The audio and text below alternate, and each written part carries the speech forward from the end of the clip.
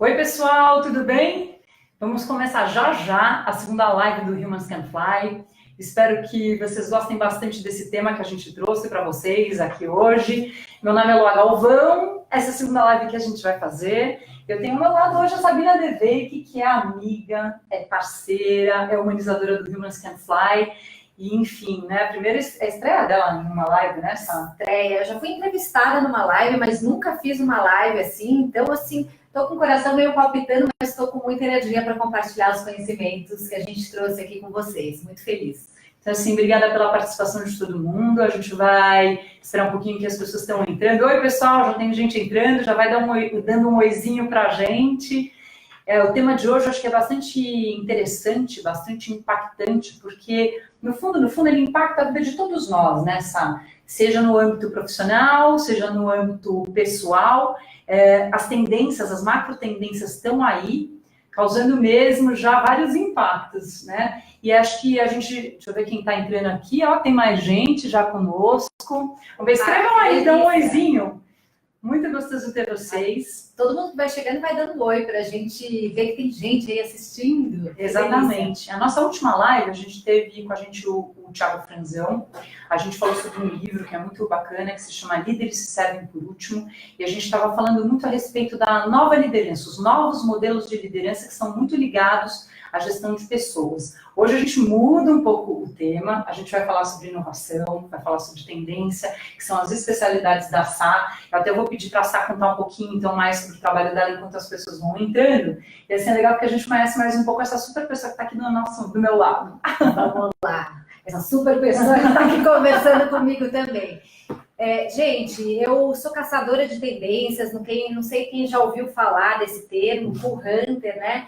Eu trouxe essa metodologia para o Brasil e de 99 para 2000, quando ainda não se falava, né, nesse método de olhar para tendências, comportamentos de uma forma 360 graus. Então, foi com muita persistência, muita paixão que eu fui construindo aí esse cenário hoje no Brasil, que hoje é bastante conhecido, né? Então, a metodologia para a gente olhar os sinais emergentes da sociedade, o que está acontecendo, e como é que a gente pode transformar isso em insights de inovação. E vai ser sobre esses grandes sinais que a gente vai conversar hoje, que são bem interessantes. Antes eu queria contar um pouquinho como é que a gente se conheceu, né? Até porque tem muito a ver com a formação do Humans Can Fly. Bom, há uns 3 anos atrás, eu fui chamada para fazer um projeto grande para uma marca que é global e é bastante conhecida, e era um projeto que eu precisava pesquisar, além do tema felicidade, positividade, uma série de coisas, a gente precisava ter um olhar muito em cima da geração millennial. E aí, quando eu comecei a procurar quem poderia me ajudar nessas pesquisas todas, me indicaram a Sabina, como uma especialista em tendência e inovação, eu queria agregar muito para esse projeto, e aí foi assim, um casamento, né, Sá? Foi assim, muito gostoso. A gente teve assim 1 ano de trabalho, porque foi um trabalho dividido em 2 fases, e a gente, acho que nessa jornada, pôde se conhecer melhor, pôde achar vários pontos de afinidade, foi muito gostoso. E quando o trabalho acabou, a gente falou, não dá para parar. Precisamos continuar de alguma forma. Continuar. Então, nossos laços seguiram profissionalmente, e eu acho que ali estava a semente do início do que seria um dia que a gente lançou há pouco tempo, o Humans Can Fly.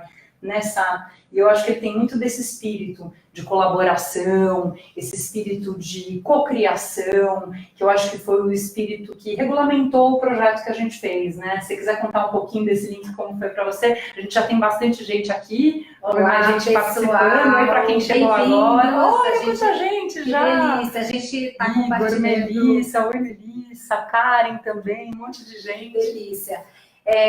Não, na verdade, quando a gente se conheceu, a gente nem namorou, a gente casou logo de cara, né?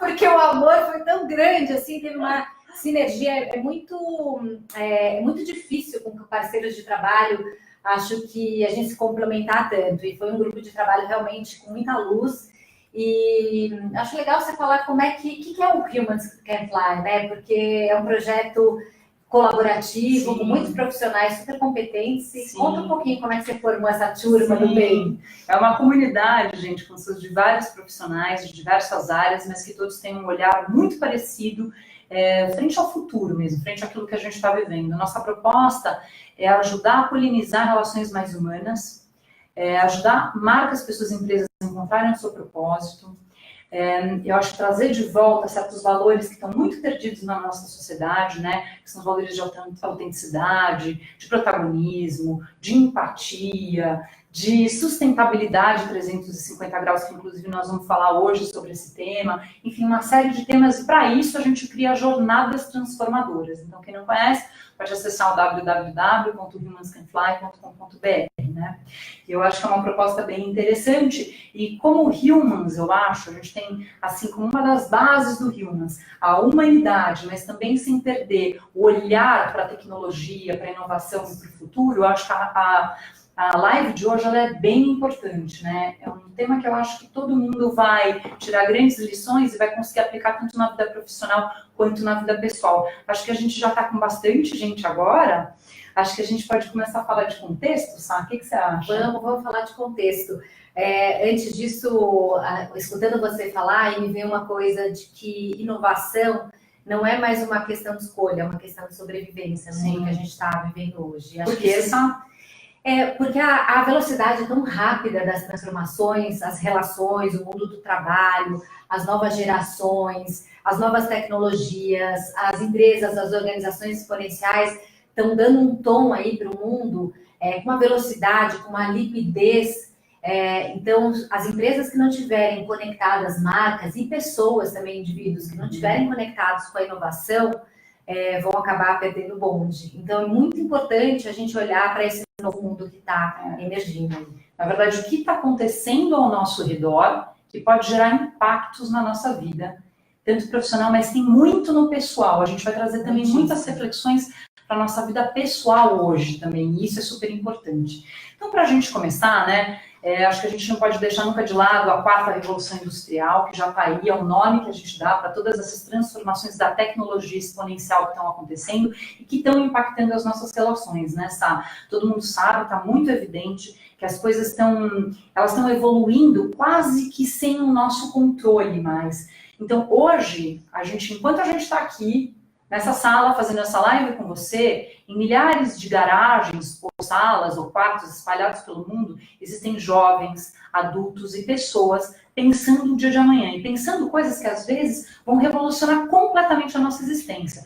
Eu vou dar um exemplo aqui, que até eu ia trazer ele mais para frente, mas acho que a gente já pode falar. Teve um menino, recentemente, de 15 anos, que dentro de uma garagem da casa dele, num laboratóriozinho pequeno que ele montou nos Estados Unidos, ele conseguiu descobrir um exame para prevenção, para diagnosticar, o câncer de pâncreas. E ele mandou isso que ele tinha descoberto para 140 e poucos laboratórios ao redor do mundo. Quase ninguém quis ouvir muito o que ele tinha a dizer, até pela idade desse garoto. Mas um médico específico lá dos Estados Unidos chamou para uma conversa e descobriu que aquilo era uma super tecnologia. Acabou incubando esse garoto, eles conseguiram produzir esse exame por frações de dólar, num custo muito barato, e o melhor dele é que ele é um exame que é muito eficiente e sai muito rápido. Então, isso tudo revolucionou a medicina nesse sentido, e eles já estão pesquisando hoje novas soluções para novos tipos de câncer. Então, é só um exemplo que da noite para o dia pode acontecer algum fato que revolucione mesmo a nossa existência. Então, a gente está num mundo exponencial, um mundo de muitas mudanças, com um contexto que é de complexidade, porque a gente não sabe mais o que pode acontecer amanhã. Então, é por isso que a gente tem que olhar as tendências, né, Sá? Einstein dizia que não adianta a gente resolver com o mesmo estado de consciência as coisas, com o mesmo estado com o qual ele foi criado. Então, talvez a gente realmente precise acessar um outro estado de consciência para poder resolver problemas da complexidade desse mundo em transição. Bom, eu acho também importante a gente ressaltar que o Humans Can Fly, é lógico que a gente sabe das tecnologias, nós estamos ligados no que está acontecendo, mas é lógico que nosso olhar sempre vai ter um foco muito grande no desenvolvimento humano. Então, como é que fica o humano, nós humanos, dentro desse contexto de tantas transformações? Então, para o Humans é muito importante a gente não perder esse lado. E a gente também acredita, né, Sá, que independente de tantas tecnologias acontecendo, é justamente talvez dentro desse contexto que a gente possa mais se desenvolver enquanto humanos. Porque a gente passa para as máquinas a função das máquinas, que lhes cabe, a gente tira um pouco das pessoas que ainda trabalham em contextos que quase que são vistos como números ou até máquinas, e dá esse direito ou essa liberdade da gente poder fazer atividades mais humanas, né? Óbvio que vai passar um hiato, vai ser muito difícil durante um tempo, mas é uma oportunidade, né, Sabina? Afinal, nós humanos fomos projetados para criar. Esse é o nosso grande potencial, né, Lazita?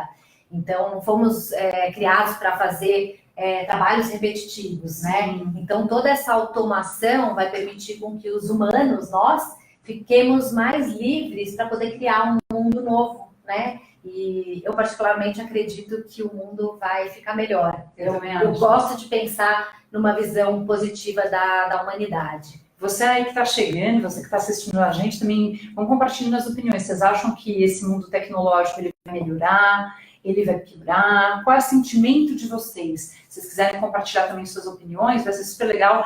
Da outra vez eu também, Dan, vem pra cá, o Danilo tá aqui com a gente de novo, ele vai ajudar, porque a gente tá onde a gente tá, a gente não consegue enxergar todos os comentários, então ele vai filtrar, vai trazer de vez em quando pra gente ler as questões. Boa noite, pessoal. Vou conversando com vocês aqui pelo chat, elas não conseguem ler tudo que vocês escrevem, nas pausas eu vou tentar passar aqui um pouquinho dos comentários de vocês, das impressões, das visões, tá bom? Então, obrigado por estarem aqui assistindo a gente. Espero que vocês gostem bastante. Beijos para todos. Obrigada. Então é isso. Então, de tanto tempo, a gente vai abrir para umas perguntas diferentes. Quem participou da última live, a gente deixou mais para o final. Essa vez a gente vai dividir em blocos, né? Cada paradigma que a gente for comentando, a gente vai abrir para interatividade, tá? Então, fiquem ligados por aí. Então, vamos lá. Acho que a gente separou alguns dados que são super importantes para a gente contextualizar melhor esse mundo em transição. A gente trouxe aqui, ó, vocês estão vendo que a gente está com papel na mão, a gente fez isso outra vez. Não, mais do que colar um guia, porque tem muita informação, a live de hoje está muito rica e a gente não quer se perder, não quer deixar um conteúdo importante passar batido, tá? Então, eu vou pedir, Sá, que você compartilhe, a gente trouxe mesmo escrito, porque são muitos dados de pesquisa, mas para a gente compartilhar um pouco desse mundo do futuro. O que vai acontecer nos próximos anos, Sá? Vamos lá, Lazita. Gente, é o seguinte, é importante a gente olhar para os fatos, para que a gente possa olhar como que esses fatos vão impactar as nossas relações e os comportamentos. Então, vou ler algumas coisas super importantes sobre esse futuro que vai se apresentar. Olha só, em 2022 se produzirá o primeiro carro feito por uma impressora 3D. Incrível. Até 2030, 800 milhões de empregos no mundo serão substituídos por robô. Se as mulheres tivessem o mesmo papel dos homens no mercado de trabalho, seriam gerados até 2025 lucros de 12 trilhões na economia global. A mais do que é hoje em dia, Sam? Isso. Não, é o total. Que a mulherada poderia gerar. O que poderia gerar, exatamente. Mas o que diz aqui esse dado é que a participação das mulheres permite uma geração de lucro maior. Tá? Importante aí. Estou muito feliz que é parceira aqui, somos mulheres, então assim, estou gostando desse dado. Olha só outro aqui. Em apenas 40 anos, a população idosa vai triplicar no país, né? Isso é importante, a população está envelhecendo, não só no Brasil, mas no mundo. No Brasil, a gente ainda é considerado um país jovem, mas vamos envelhecer. Então, questionamento, né? O que faremos com os sêniores, né? Como é que a gente vai cuidar dos nossos velhos, né? E que velhos vão ser esses? Porque isso já está mudando também. A gente vai trazer, no último paradigma, um pouco dessa questão, tá? Dessa maioridade. Dos atuais 40, que são os antigos 30, dos 50, que são os 40, e assim por diante. O que vai acontecer com o mercado, com tanta gente mais sênior ingressando nesse mercado e vivendo e sendo mais longeva, né? O que mais, Sá? Olha só, então, ó, no mundo, esse dado dos sêniores vão ter 2 bilhões de pessoas que vão ter 60 anos ou mais, o dobro que existe na atualidade, né? Em 2026, a gente vai ver a primeira cidade com mais de 50 mil habitantes e nenhum semáforo. Olha só que interessante, né? Toda essa discussão dos carros autônomos, né? Acho que vai impactar vários setores aí. Acho que vai para meio algo tipo Jetsons, que a gente pensava quando era criança, e a gente não viu ainda, né? Esse mundo do futuro, quem sabe? Você sabe que me recordou, uma vez eu fui para o Egito, e lá no Egito eles não têm semáforo, né? Eles vão na base da buzina. Então, quem sabe a gente vai na base da buzina. Espero que não seja assim. E um dado aqui super legal também é que em 2050, pouco mais de 2/3 da população mundial, 68%, viverão em centros urbanos, o que significa que haverá 2,5 bilhões de pessoas a mais na cidade, ou seja, como é que a gente vai pensar as nossas cidades? Hoje as cidades foram feitas para os carros, para os prédios, né, para as coisas. Como é que a gente pode começar a pensar nas cidades para as pessoas? Porque a gente vai ter um número de pessoas enorme dentro dos centros urbanos. Então, como é que vai ser a cidade inteligente? Eu acho que, gente, a cada case, a cada dado de pesquisa que a gente trouxer, a cada pontuação, é sempre legal vocês aí do outro lado, que estão assistindo a gente, irem se imaginando, se perguntando como é que vai ser a relação de vocês a partir de todas essas mudanças. Então, como é que é a minha relação num mundo em que daqui a pouco os sêniores vão ser de um grupo muito grande? Como é que vai ser a minha relação com uma cidade que de repente não vai ter semáforo? E se Deus quiser não vão ter mais carros movidos a combustível, que a gente vai falar depois também, daqui a um tempinho. Como é que é o meu papel dentro de um contexto em que muitos profissionais eles perdem o seu trabalho para dar vazão aos robôs, mas por outro lado, geram-se trabalhos novos ocupando essas mãos de obra, né? Então, assim, sempre pensando e tentando refletir, compartilhando, se vocês quiserem, aqui com a gente. Retomando um pouquinho do contexto, tem mais alguns dados bem interessantes, que se a gente pensar, gente, isso já é fato, o conhecimento, ele está sendo escalável num nível exponencial, e nos próximos 100 anos, já sabem que nós vamos produzir mais conteúdo, conhecimento, portanto também mais sabedoria, se Deus quiser, do que a gente produziu nos últimos 1000 anos. Então imagina que a gente passou um milênio e agora a gente em um século produz mais conhecimento. E conforme isso for caminhando, a velocidade do conhecimento vai ficando cada vez maior. Então o que nós humanos vamos descobrir a mais daqui a 5, 10, 20, 50, 100 anos. Isso é muito interessante. Sobre isso, Loazita, eu me lembrei de uma conferência que a gente foi até, inclusive, juntas, né, no Vale do Silício, e já está sendo estudado por cientistas algo que se chama DNA Storage, o armazenamento em DNA. A gente produziu tanto conteúdo, né, tanta informação nos últimos anos, que a gente vai precisar de uma nova forma de armazenar esse conteúdo. Então, parece que os cientistas estão pensando em como armazenar isso, transformar o código da informação num código biológico e colocar dentro do DNA. E parece que toda a informação do mundo hoje, se contida no DNA, caberia num caminhão só. Gente, isso é um impacto gigantesco, né? Científica. A gente está vivendo um mundo realmente que é quase de uma realidade virtual mesmo. Eu só queria contextualizar vocês, e obrigada de novo para quem está participando, é sempre bom a gente ver aí quem está entrando, né? Então, obrigada. Olha, o Mark também está aqui. Mark, super obrigada pela sua presença. A Melissa Campos também, né? Um abraço, querida. Que nós ainda estamos tratando sobre o contexto, nós não entramos ainda nos paradigmas, mas a gente precisa contextualizar o mundo de hoje, para que daqui a pouco a gente entre nos paradigmas e vocês possam entender por que desses paradigmas, como eles se encaixam dentro desse cenário, que é um cenário global. Tenho aqui mais uma pesquisa que fala, eu escrevi recentemente uma matéria para um blog que a gente tem na revista Exame, que chama O Que Te Motiva, que foi uma matéria que o meu impulso foi escrever sobre os multipotenciais, que, aliás, já é mais um traço muito característico de um mundo novo, das gerações que estão vindo, que são gerações que já têm, as pessoas já têm tantos talentos e tantos potenciais, que vai ser difícil, talvez, no mundo do futuro, a pessoa ter um label. Então, Luá é apresentadora, é comunicadora, é empreendedora, a Sabina é pesquisadora, é co-hunter, enfim. A gente talvez tenha múltiplos, né? Muito mais do que esse número que a gente falou. Então, eu escrevendo sobre isso, fui fazer algumas pesquisas falando sobre o mercado de trabalho também, e chego aqui com algumas informações que são as seguintes. Olha só. Eu vou citar algumas previsões do Thomas Frey, que é de um instituto de pesquisa que se chama Da Vinci, e se essas previsões que eles passaram estiverem certas, 60% das profissões que serão dominantes nos próximos 10 anos ainda não existem. Então, as dominantes ainda não existem. E 50% das profissões existentes hoje se tornaram obsoletas até muito pouco tempo, 2025. E os dados, eles não param por aí, porque um ex-CEO da empresa Cisco, que se chama John Chambers, ele estimulou que 40% das empresas que são conhecidas hoje por nós não estarão mais no mercado daqui a 10 anos. Então, se você está numa empresa que você está vendo que não está ligada à inovação, que não estão conseguindo acompanhar as revoluções e evoluções do mercado, de repente ela já pode estar dentro de um desses 40%, acho bom, de repente, você já mudar, tentar achar um novo caminho para você. E mesmo se sua profissão também estiver nessa lista, já começar a ter novas aptidões, estudar novas coisas, né, Sá?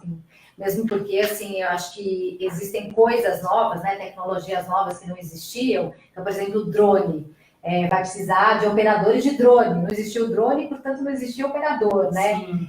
Sei lá, cirurgião. A cirurgia vai ser feita através de robótica, né? As impressoras 3D. De repente, a gente vai ter megas impressoras 3D para poder construir coisas em escalas enormes, né? Então, tudo isso vai moldar novas profissões, um novo futuro. Eu fico pensando, o que meus filhos vão ser, né? Eu tenho uma filha de 16, uma de 14, e com certeza eles vão escolher outras coisas, né? Que ainda não estão disponíveis, provavelmente.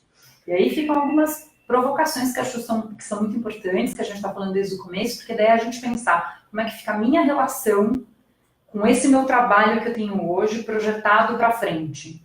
Será que continua a mesma coisa? Se vocês quiserem comentar, pode ser legal. As nossas cidades, qual o impacto? Como é que a gente vai viver, como a gente falou, em cidades que vão ser completamente diferentes? Hoje a gente já tem cidades que estão testando, são as Smart Cities, testando tecnologias completamente diferentes. Quais vão ser as nossas necessidades, né? E provavelmente as necessidades nossas de consumo, de compra, de serviços também passam a ser muito diferentes, né? Eu acho que é um tema muito importante que aborda os soft skills também, né, Sá? Os talentos e habilidades dos profissionais também começam a mudar para o futuro. Então, habilidades, mas que eles chamam de soft, mas não tem nada de soft no início, na verdade são habilidades muito menos palpáveis, né? São aquelas menos técnicas, como, por exemplo, a empatia, passam a ser habilidades quase que necessárias para um mundo de futuro, né? Uma liderança mais proativa, entre outras coisas, que a gente até pode fazer uma live depois, né? Com certeza, a gente já até está com vontade. Como é que hoje várias empresas não estão mais contratando, né, pelo currículo, né? Parece que até o Google já está com esse projeto, né? Ele não quer mais saber o teu currículo, né? Ele quer saber se você tem capacidade de colaboração, de empatia, se você funciona em grupo, né? Como é que você resolve problemas complexos, né? Então, as entrevistas de trabalho realmente estão mudadas também, não é a partir do currículo. Eu acho que rola uma pergunta aqui para vocês. Oba, estava na hora de ter perguntar mesmo. O Dan vai aqui participar. Fala, Dan. Vamos lá, do André Luiz Teixeira. Oi, ele André. perguntou o seguinte, ó. Como vocês veem o descompasso entre as mentes pensantes que desenvolvem todos esses avanços tecnológicos e projetam o futuro e a grande massa populacional afastada de um pensamento além da sua necessidade de sobrevivência diária? Nossa, que questão importante. André, eu acho assim que eu fico muito preocupada, né? Porque toda essa tecnologia, obviamente, ela vai tirar a gente de trabalhos que sejam repetitivos e colocar as pessoas para pensar. Porém, tem uma parcela grande da população, e a gente sabe no Brasil, né, tem grandes desigualdades sociais, eu fico me perguntando o que é que vai acontecer com as pessoas que não estão preparadas com educação, né, com conhecimento, com informação, a hora que esse futuro ele exponenciar, né?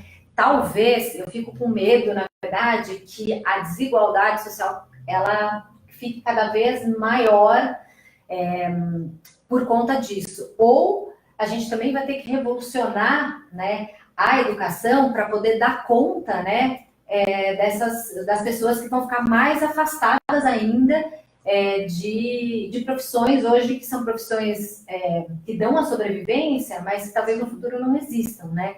Então, eu acho que é um questionamento mesmo, né? O que é que vai acontecer e como que a gente vai preparar toda a população, né?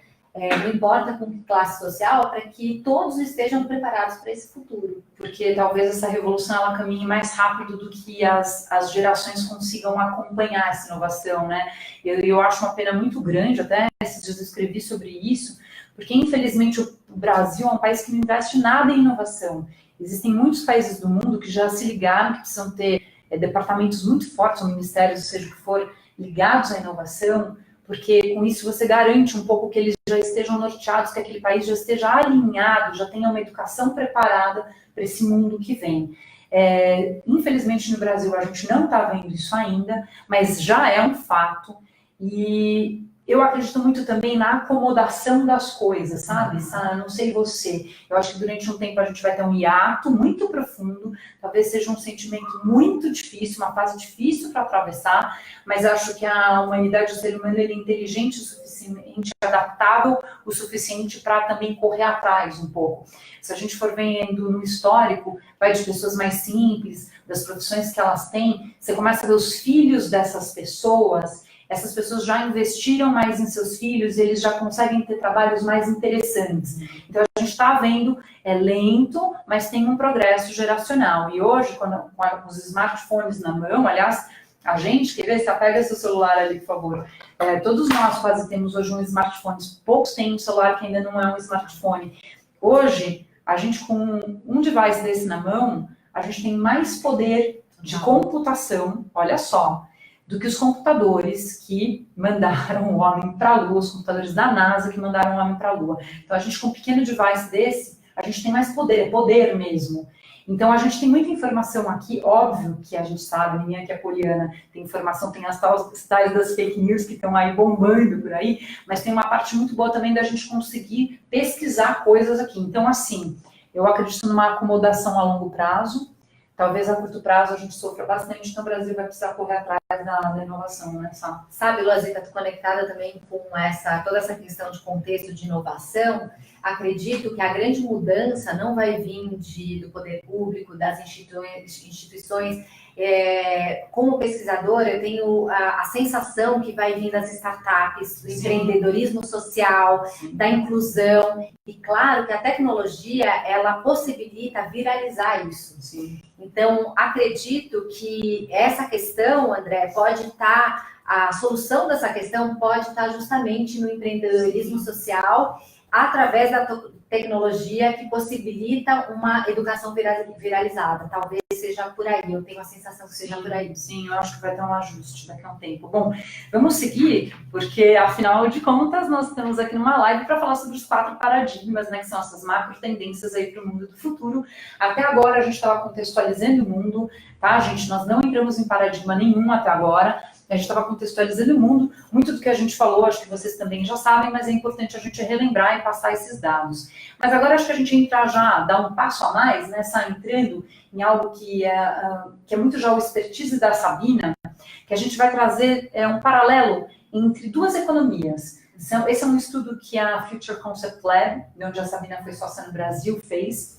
Eles têm esse estudo, que é um estudo muito interessante, sobre a economia do olho e a economia da língua. Então, eu vou pedir aqui para a Sá fazer um paralelo entre o tipo de economia ou o comportamento a relação do consumidor com o consumo na década de 80 e 90, e a gente dá um pulo depois para hoje em dia. Qual é a diferença? O que é a economia do olho e da língua, Sá?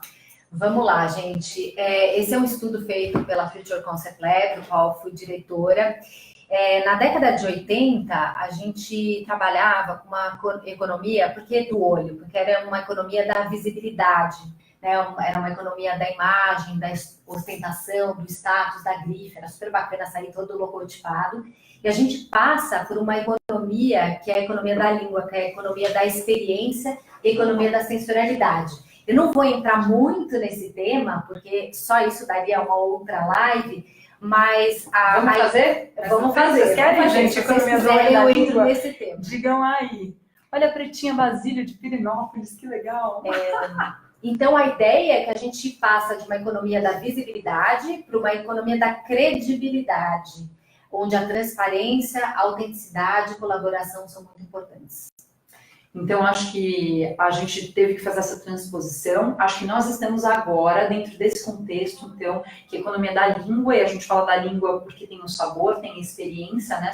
Onde experienciar as coisas nos diz mais respeito do que aparentar as coisas. Exatamente. Que bom, nós estamos falando, inclusive, de consciência humana, né? Exatamente.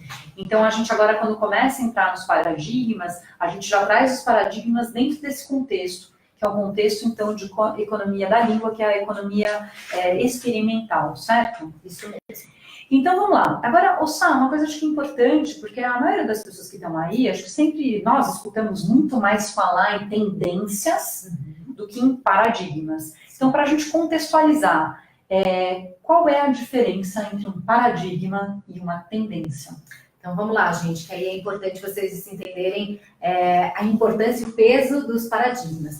Um paradigma é um novo direcionamento global do mercado e da sociedade, ou seja, uma modificação de um imaginário coletivo global. O paradigma, ele tem um núcleo de estabilidade muito grande, ou seja, ele tem uma durabilidade muito grande. Os paradigmas duram de hoje até 20 anos. Ou seja, esses quatro paradigmas que a gente vai falar hoje são grandes forças que vão durar nos próximos 20 anos. A diferença da tendência é que a gente pode ter um número enorme de tendências conversando com o mesmo paradigma. E as tendências, elas têm um núcleo de estabilidade menor, elas têm a durabilidade menor. Se a gente está falando de uma macro tendência, ela pode durar 5, 6 anos.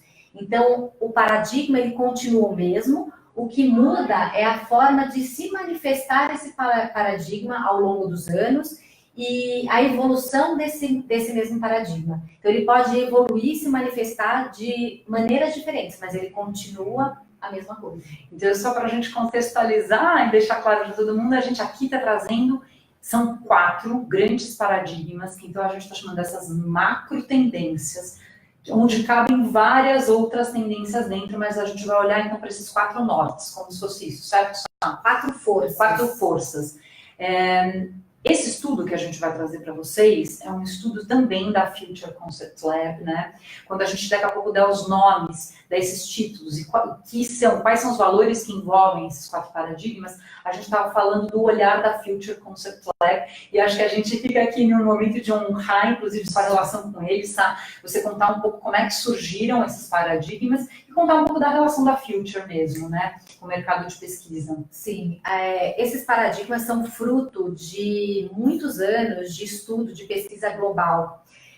Como é que se faz essa pesquisa global? A gente tem uma rede, né, o Future Concept Lab tem uma rede de correspondentes, de caçadores de tendência, que ficam em várias cidades do mundo. São pesquisadores que olham 360 graus para o que está acontecendo na moda, no design, na arquitetura, na cultura, nas mídias, nas cidades, na sustentabilidade, nos bares, nos restaurantes, na produção cultural. A gente olha para tudo e compara esses padrões repetitivos. O que é que acontece no Brasil, no Japão, na China, na África, né? E a gente vai vendo quando algo se repete, quando existe um padrão repetitivo, a gente pode dizer que a gente está vendo uma tendência a se formar, né?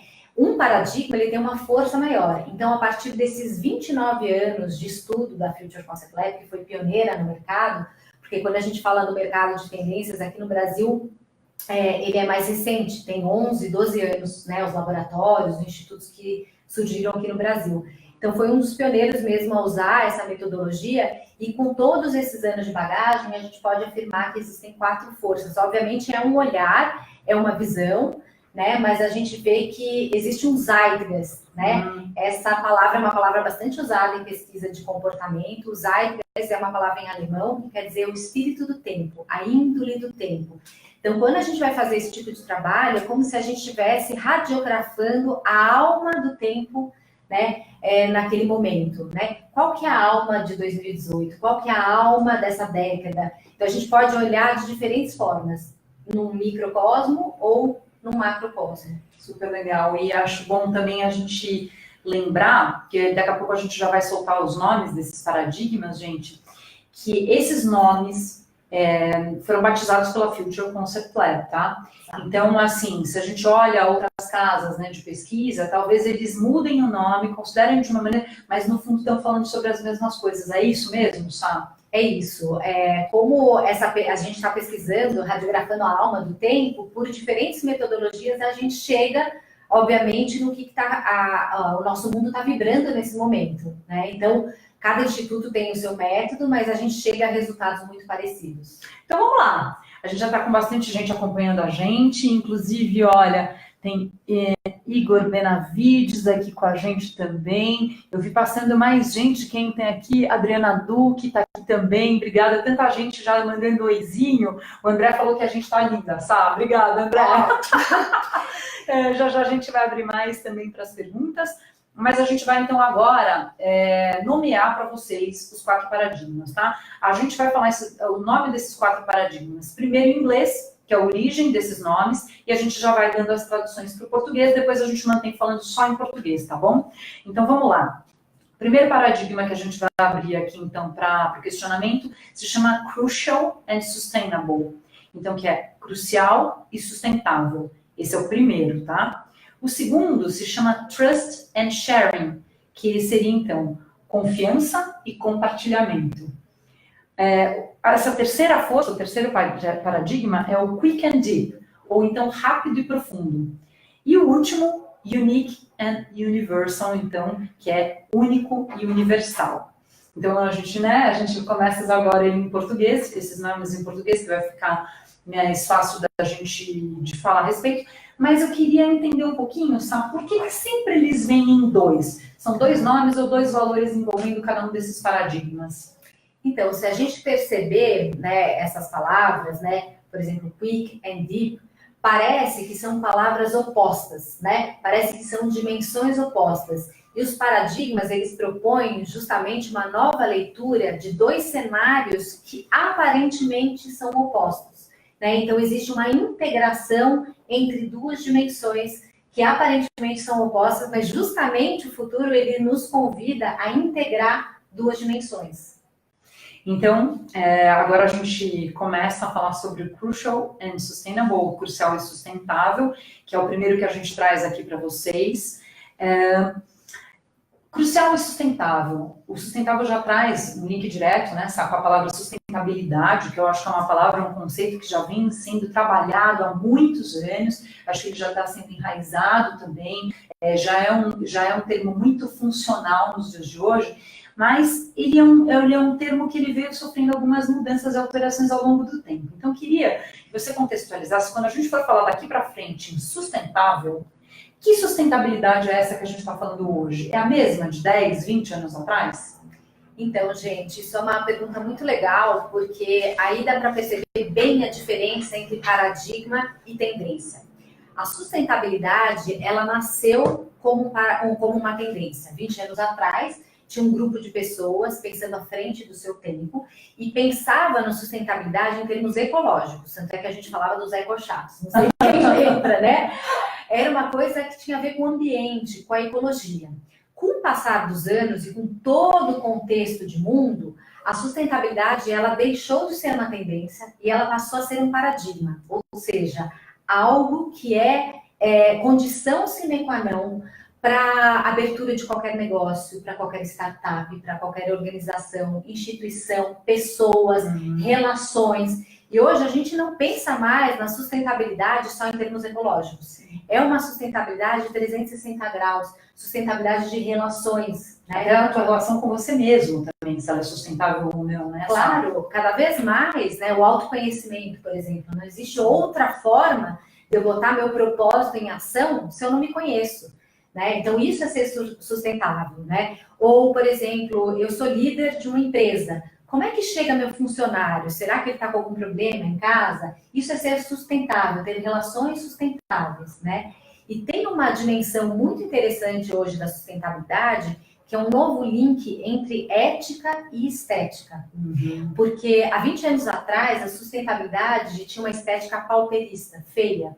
Né? Então, se você fosse comprar algum produto sustentável, provavelmente era uma coisa meio, mais ou menos, que não era tão agradável aos olhos. E hoje existe uma intersecção muito interessante entre essas 2 dimensões, e hoje a gente tem uma sustentabilidade criativa, bonita. Aliás, eu acho que são as embalagens mais bonitas, os produtos orgânicos, sustentáveis, a gente, mesmo em termos de maquiagem, ou mesmo produtos para cabelo, se a gente olhar, eles estão muito lindos mesmo, né? Quase que você compra com um pouco dos olhos. Aí a gente volta para a economia do olho, mas no fundo ele tem outros, porque ele te propicia experienciar algo muito novo, né? E que tem tá dentro desse paradigma da sustentabilidade, né, Sá?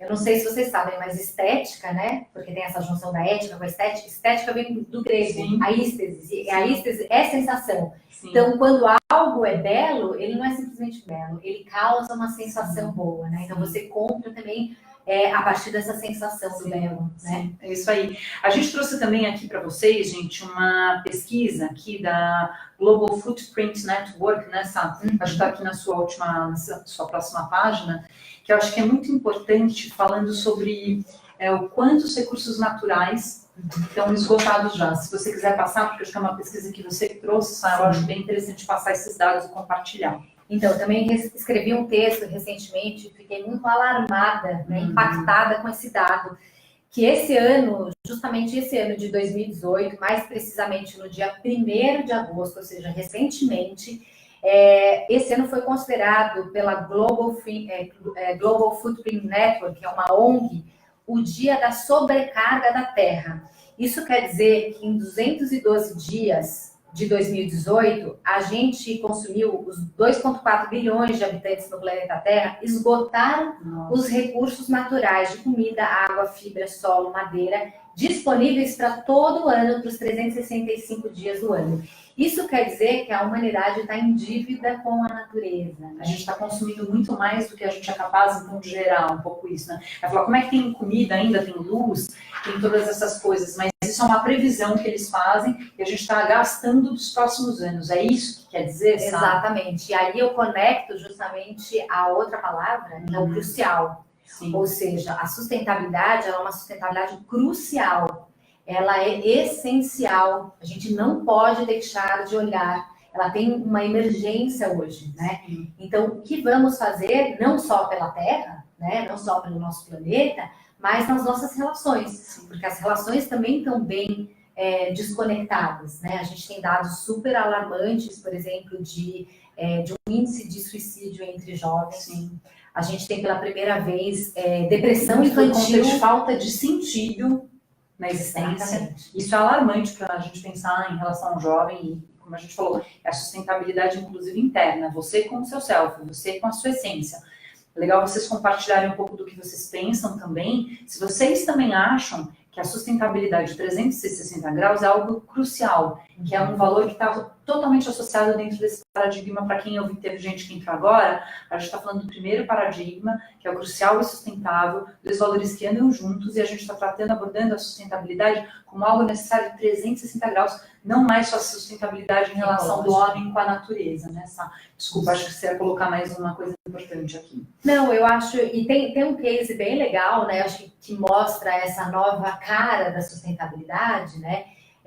Para a gente tangibilizar, né? O que é essa nova sustentabilidade, né? A Adidas, ela fez um produto muito legal, né? Nos últimos anos, ela tem trabalhado com reciclagem de lixo dos oceanos, e ela tem feito alguns produtos, alguns tênis, todos, eles têm pouquíssimo outro material, quase 100% feito de material reciclado, né? De lixo reciclado, né? E eles anunciaram, né? Eu vi parece que em 2017 a Adidas vendeu 1 milhão de pares, né? Mas a Adidas acabou de anunciar que até 2024 todos os produtos, não apenas os calçados, vão conter plástico reciclado.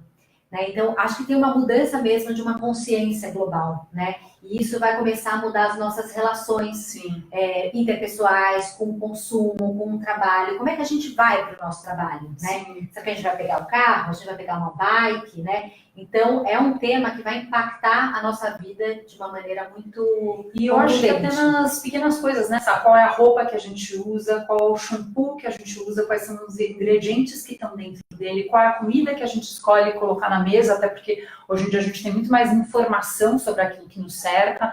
Então, assim, acho que até uma reflexão, vocês podem comentar por aí, quais são os impactos, né? E são impactos também muito positivos, porque a gente passa também porque conhecimento é poder. Como a gente falou do device, da gente estar com um celular na mão que tem um poder de informação absurda, é a gente saber também o que a gente está fazendo em relação ao meio ambiente, a gente, as nossas relações de trabalho e tudo mais. Tem um dado muito interessante, esses dias eu estava vendo um programa na Globo News e eu fiquei bem feliz, ele era um programa que falava, não sei quem assistiu também, sobre os carros elétricos, né? E eles trouxeram vários dados extremamente interessantes que eu não fazia a menor ideia, sabe? Por exemplo, gente, eles trouxeram que o motor de um carro elétrico, ele tem aproximadamente 50 peças. Em contraponto ao motor de um carro a combustível que tem 500.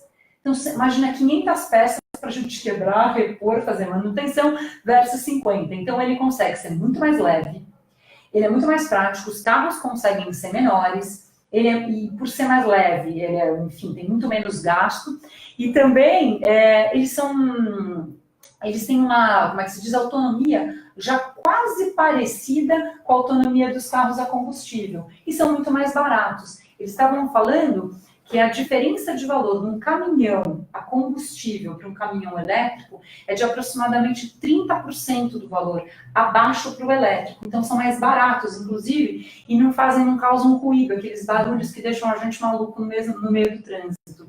E tem mais um dado super interessante. Tem vários países do mundo que já deram um checkmate para essa história e falaram não, chegaram para as montadoras, para as fábricas, você tem data para parar de produzir os carros movidos a combustível. Eu trouxe até aqui uns dados para vocês, gente, do G1, que olha só, dentro de uma década, por exemplo, a Noruega promete ser uma das nações com um ar mais puro do planeta. Olha que legal, né? Você tem isso como um propósito de uma nação, né? Então, segundo a imprensa local, o Parlamento Nacional trabalha nessa medida para que até 2025 automóveis a gasolina sejam banidos e tenham sua venda proibida.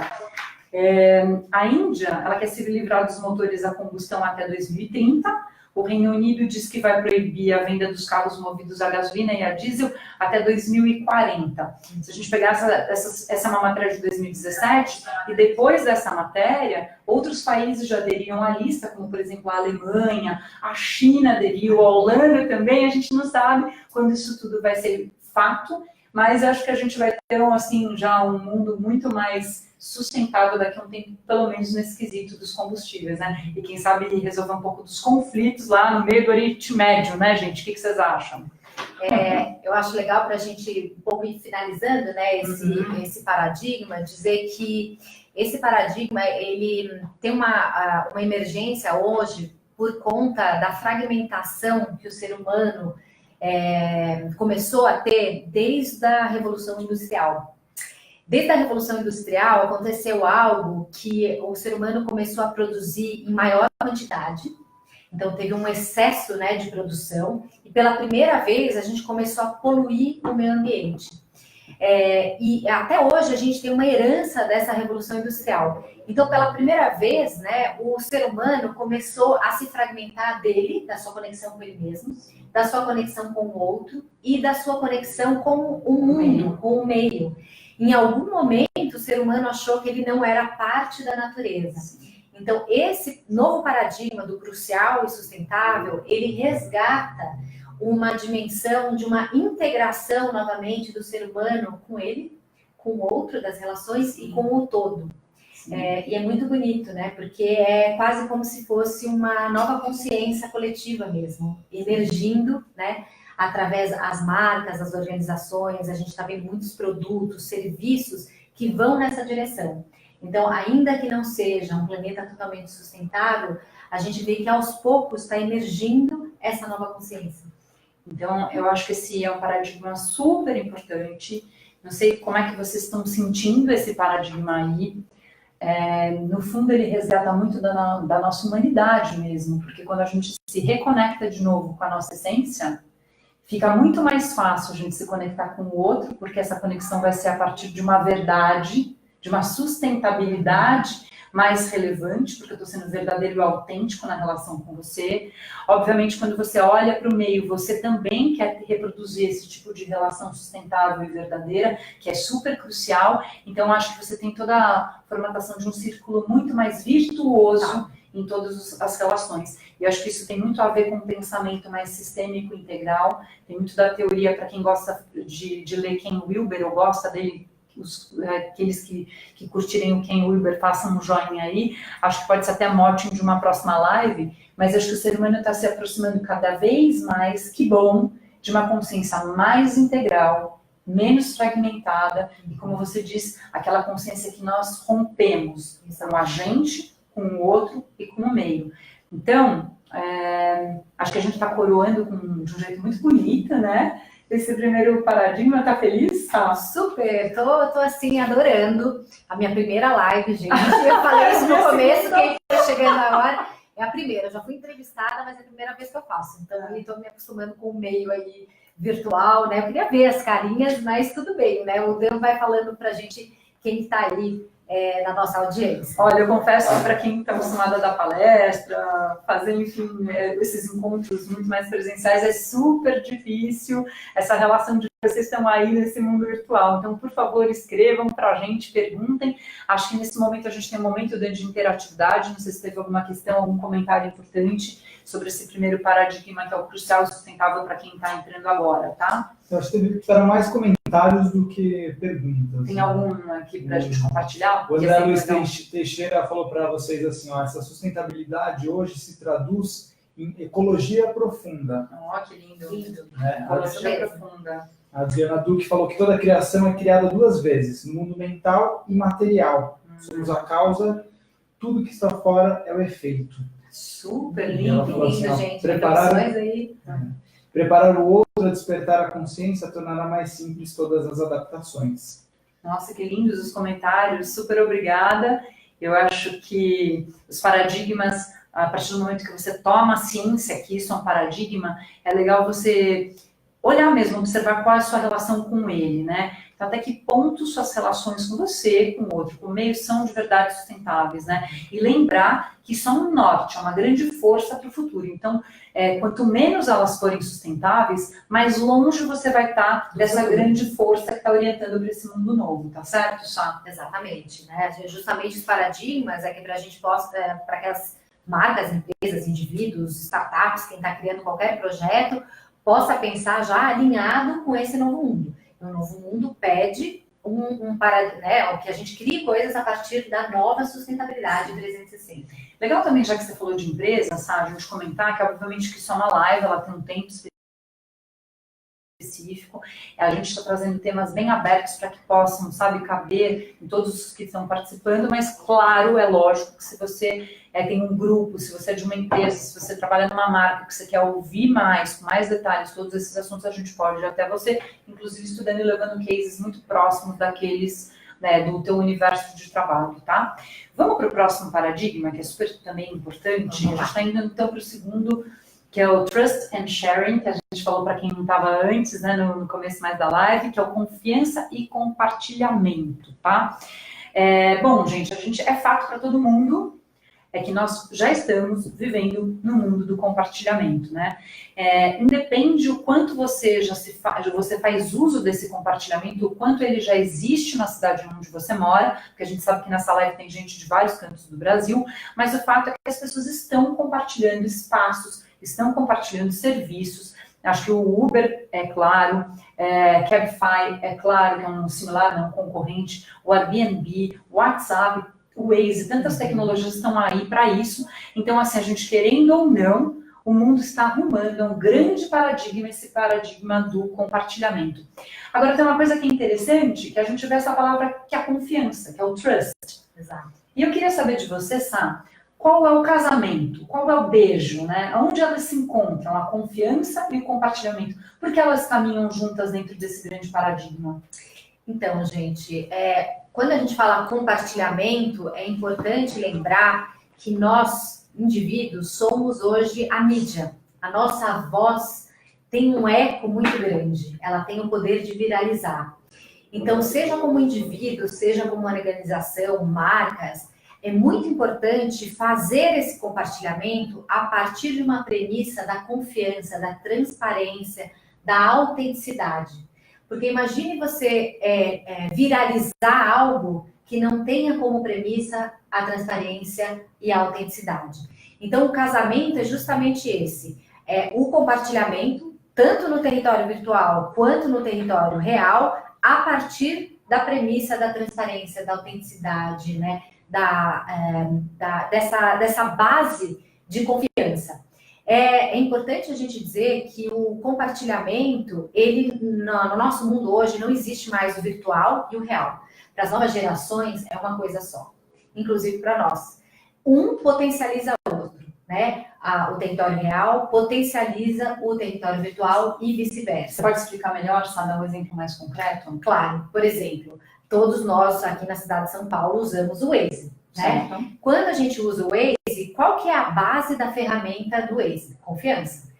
Qual que é a outra base? Compartilhamento de dados. Quanto mais compartilhamento houver, melhor fica o sistema. E eu, de maneira real, quando há esse compartilhamento e o Waze, o sistema me diz assim, muda a rota, porque ali tem trânsito, eu, no território real, na minha vida real, eu mudo de fato a rota.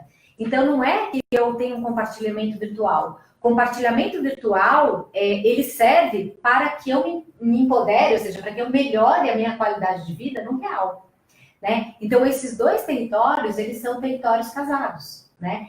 E essa noção de compartilhamento, ela está mudando todo tipo de relação. A relação com o nosso trabalho, a relação entre as pessoas, a relação com a cidade, a relação com os aparelhos tecnológicos, com tudo, né? Compartilhamento hoje é a base, né? Uma palavra-chave muito importante, né? A gente passa, né, de um paradigma da posse para um paradigma do acesso. Quanto mais a gente compartilha, melhor fica. Mas você acessa coisas que você, por exemplo, não teria a menor capacidade se esses acessos não tivessem permitidos, né, sabe? Exatamente. Como, por exemplo, lá no Airbnb, você um dia na sua vida resolve dormir num castelo.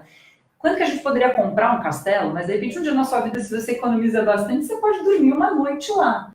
E porque é uma propriedade privada de alguém que resolveu abrir para o compartilhamento. Então, o mundo, ele ganha um outro contorno muito mais divertido, muito mais inclusivo também, né, Sá? Totalmente. Inclusive, no mundo do luxo, nas marcas de luxo, né, o luxo era sempre uma coisa para poucos, né? Poucos tinham acesso a esse mundo. Você imagina que hoje a gente pode aceder a esse mundo simplesmente alugando. Sim. Uma peça de luxo, você usa... Você se sente bem naquela noite, naquele momento, depois você devolve e outra pessoa usa, sim, né? E isso tem a ver, tem uma relação com a sustentabilidade, claro. Né? Então, vocês percebem que tem um entrelaçamento, sim, entre os paradigmas, né? Aqui a gente, de maneira didática, a gente está apresentando 1, 2, 3, 4, mas, de alguma forma, eles se entrelaçam, né? Então, quando você faz uso de uma peça, né, através do compartilhamento e devolve, você também está potencializando a questão da sustentabilidade. Sim. Tem uma coisa muito interessante, né? Porque se a gente lembrar, acho que todos nós passamos por isso, né? Vamos pensar no universo das nossas férias há muitos anos atrás, né? A gente às vezes abria lá o guia 4 rodas, lembra? Total. E a gente tinha aquelas folhas em PB, só com escritos, não tinha nem foto, né? E você escolhia lá uma hospedagem, um hotel, uma pousada, pela categoria, ou por um pouco do descritivo, e você ia até lá e passava as suas férias. Hoje em dia, depois a gente teve o book, obrigada, Deu tá avisando a gente sobre o horário, a gente tá ligadinho aqui, tá faltando aí pra gente terminar ainda meia hora, 40 minutinhos. Então dá tempo da gente passar os dois próximos paradigmas. Então, assim, interessante porque hoje, depois veio o Booking, por exemplo, que é uma ferramenta onde você consegue escolher algo com base nas opiniões de pessoas que passaram por aquele lugar e que vão te dando online como aquele lugar está. Se os chuveiros estão quentes, se a cama está boa, se tem estacionamento mesmo ou se aquilo é só uma propaganda. Então foi bom porque todos esses lugares, ambientes comerciais, tiveram que se, né, ajustar para realmente entregarem aquilo que estavam prometendo. Depois, com acesso agora ao ingresso do Airbnb, muda mais uma vez, o que fica mais interessante de novo.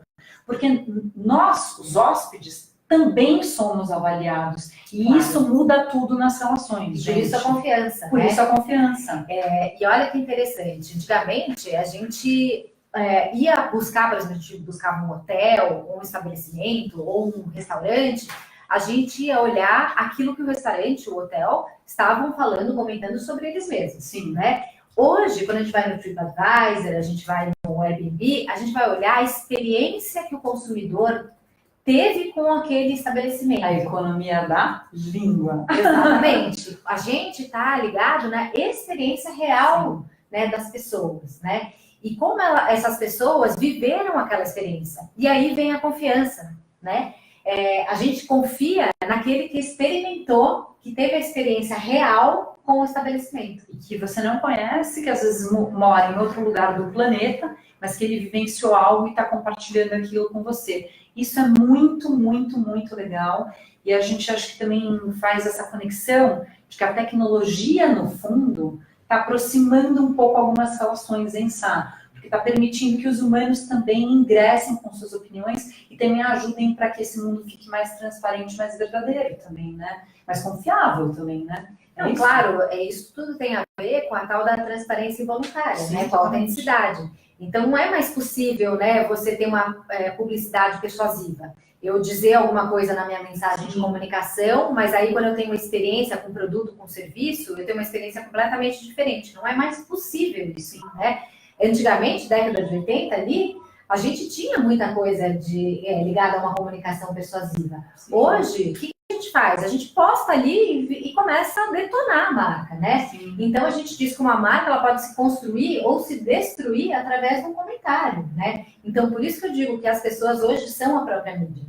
Né? Então, compartilhamento nesse sentido é muito importante. Entrando nesse assunto aí, o André Luiz também deixou uma pergunta, que é polêmica, mas o André está vale a pena participando muito. compartilhar com vocês, que é o seguinte, ó, o compartilhamento de fakes indiscriminadamente não seria uma quebra nessa confiança ou seria uma confiança cega?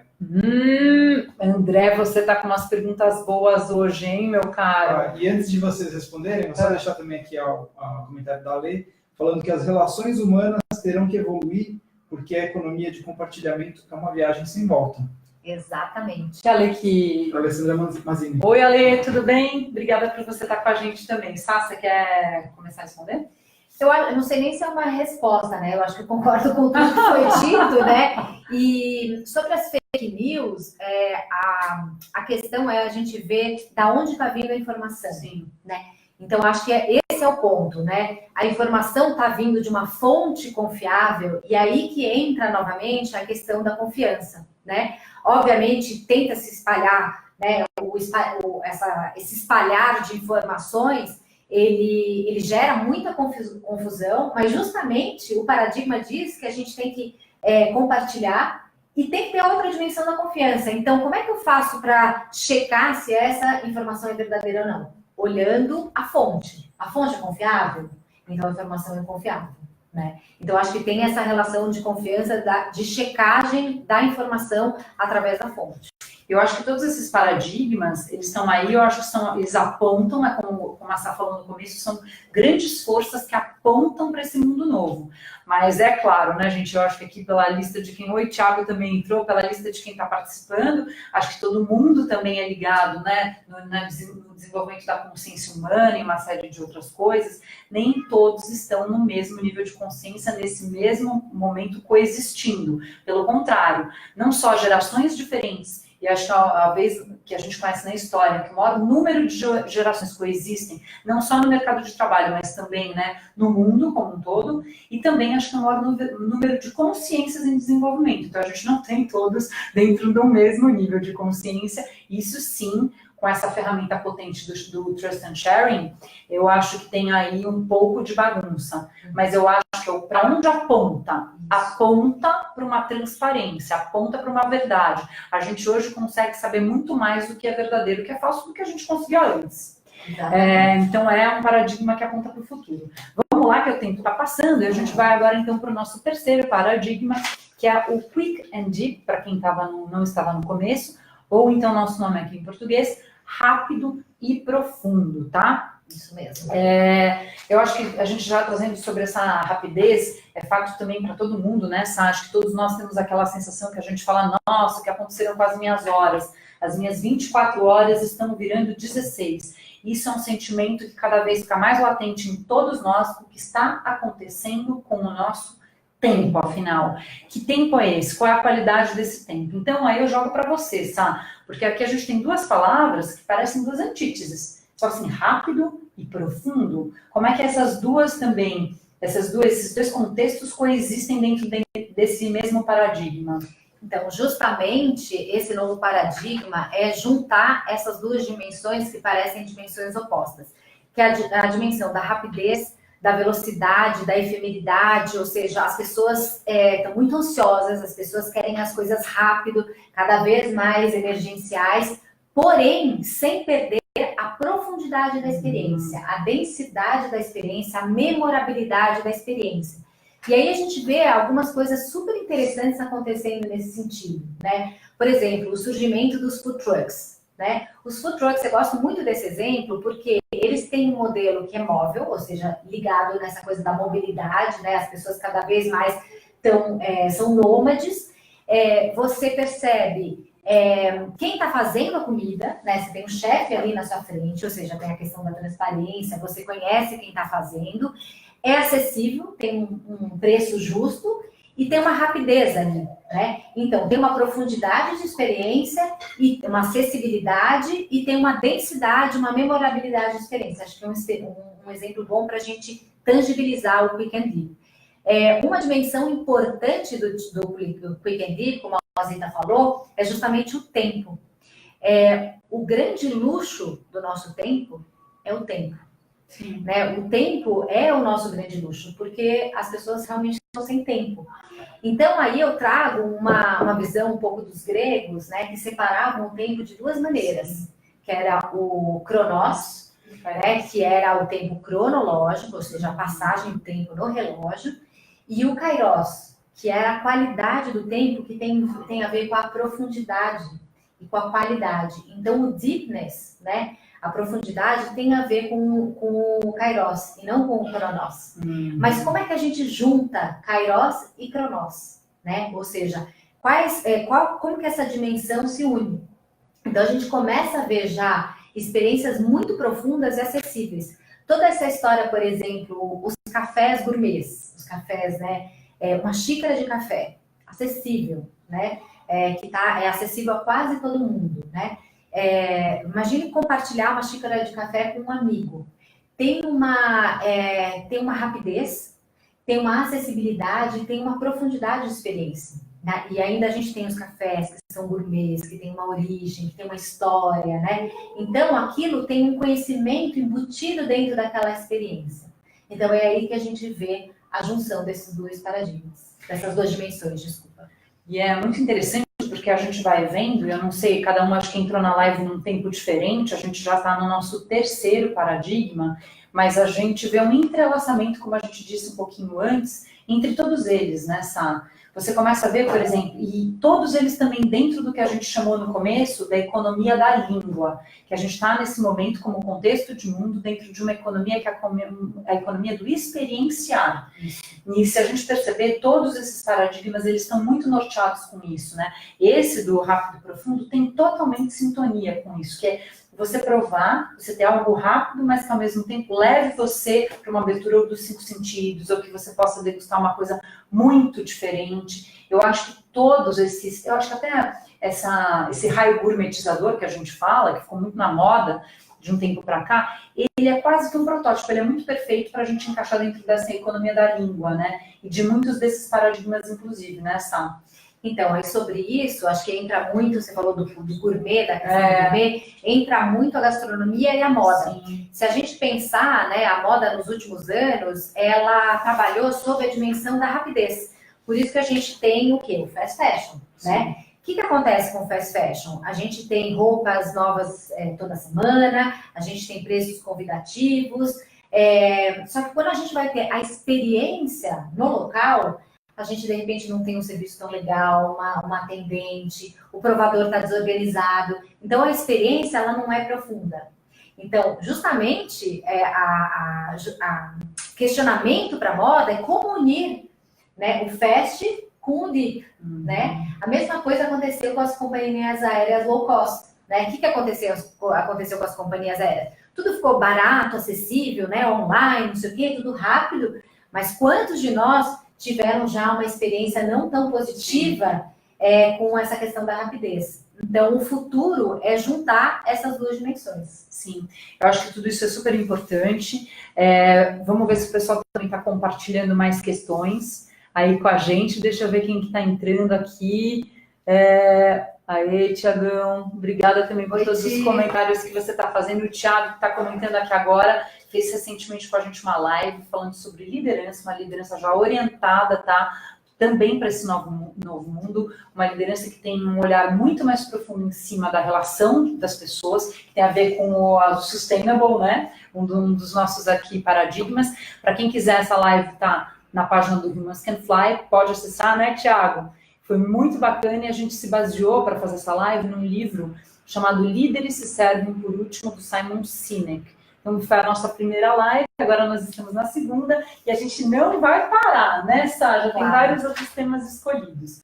Bom, pessoal, Dan, tem alguma coisa que você queira colocar nesse momento, que a gente vai passar para o próximo paradigma, que é o último? Acho legal vocês entrarem nele, depois eu vejo o que... Tá bom. Então, vamos passando aqui para o nosso último paradigma. Eu considero esse paradigma um dos paradigmas mais bonitos, acho que você também, né, Sá? Lembrando que a gente trabalhou bastante todos esses paradigmas juntas num grande projeto que nos uniu há bastante tempo atrás, que foi um projeto de pesquisa super interessante e ele me tocou muito. Então, para a gente abrir o campo para esse último paradigma, que ele é o único e universal, ou unique and universal, eu trouxe aqui uma frase que a gente postou recentemente no nosso Instagram, e que eu acho que ela dá bem o tom do que a gente tem para dizer, tá?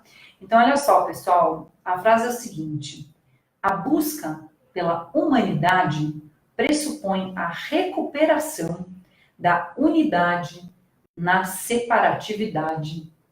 Então, eu acho que essa frase, a busca pela humanidade pressupõe a recuperação da unidade na separatividade, ela é um bom abre-alas para o nosso último paradigma, que é essa nossa última grande força que nos norteia para esse mundo novo que está aí emergindo. Sai com você.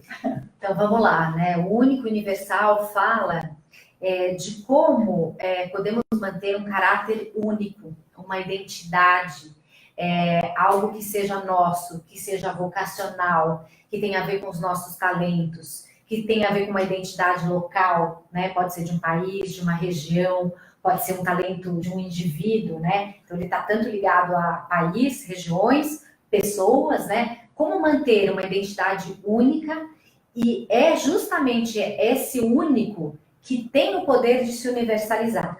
Num mundo tão líquido, num mundo onde as fronteiras estão tão abertas, onde está tudo tão globalizado, onde tudo chega em todos os lugares, tudo fica muito homogêneo. Então, cada vez mais há um desejo emergente, né, da sociedade, do mercado, de algo que mantenha a sua identidade, do seu DNA, aquilo que é a sua essência mesmo. Você sabe que eu queria fazer um comentário aqui, queria abrir um parênteses. Acho que quase todos que estão aí conhecem um pouco da minha história com o Dan.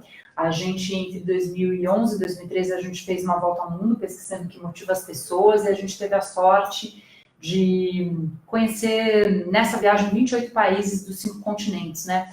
E conforme a gente foi caminhando, e a gente foi para cantos que a gente nunca pensou que fôssemos estar no mundo, né? Por exemplo, o Laos, o Camboja, todo o sul da Ásia, um pouco de África e tudo mais, a gente começou a perceber uma coisa muito interessante. A gente olhava, né, dentro de ambientes ou de culturas que eram muito típicas, que tinham um DNA muito típico há um tempo, que a gente viu historicamente, como o Vietnã, por exemplo. Então, a gente via uma ruptura muito visível entre as gerações mais velhas, que usavam todos aqueles trajes, as roupas, o chapéuzinho, tipo de indumentária, e as gerações mais jovens, que todo mundo queria usar calça jeans e camiseta. Queria se vestir, eles querem se vestir de uma maneira mais ocidental. E conforme a gente foi correndo o mundo, a gente foi vendo que isso era um ponto que unia todos os lugares. Todos os jovens queriam escutar as mesmas músicas, queriam se vestir com calça jeans, com tênis, com uma camiseta, enfim, colocar um Nike, enquanto, né, seus pais ou avós ainda tinham resquícios dessas culturas, que eram culturas, inclusive, muito lindas e muito ricas. E eu e o Dan, uma hora a gente se perguntou, gente, o que vai acontecer daqui a um tempo?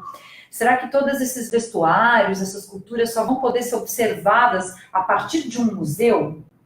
E aí a gente não sabia se a gente ficava triste ou feliz, porque, por um lado, lindo que estamos nos globalizando, ficando mais próximos, mais únicos, mais universais, perdão. Mas onde que está a unidade, né? A sua característica singular dentro disso tudo? Isso gerou uma preocupação. Então, ao mesmo tempo que legal, né? Estamos aparentemente todos mais próximos, e a gente viu visivelmente uma ruptura, e acho que são poucos os anos que a gente tem pela frente para a gente notar essas culturas, talvez com essa, visivelmente, de um jeito muito mais único e singular, né? Então, Azita, você traz um tema muito interessante, que é como manter uma característica, por exemplo, local, né, de uma identidade de um país, de uma região, de uma cultura, sem que isso seja folclórico. Sim.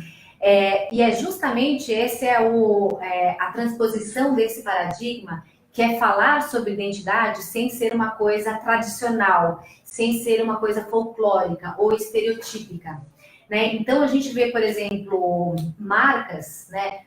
Bom, todo mundo conhece a Havaianas. A Havaianas acho que é um exemplo muito tangível do Único e Universal, que é uma marca brasileira, que manteve as suas características. Todo mundo sabe que tem uma brasilidade ali, inclusive a cultura da empresa, né? A essência da marca é a brasilidade. Só que ela conversa, ela tem uma linguagem que é contemporânea, ela tem uma linguagem que é universal. Sim. E um estrangeiro, quando compra esse produto, não compra simplesmente um chinelo de dedo, compra todo o imaginário que vem do Brasil através daquele produto, né?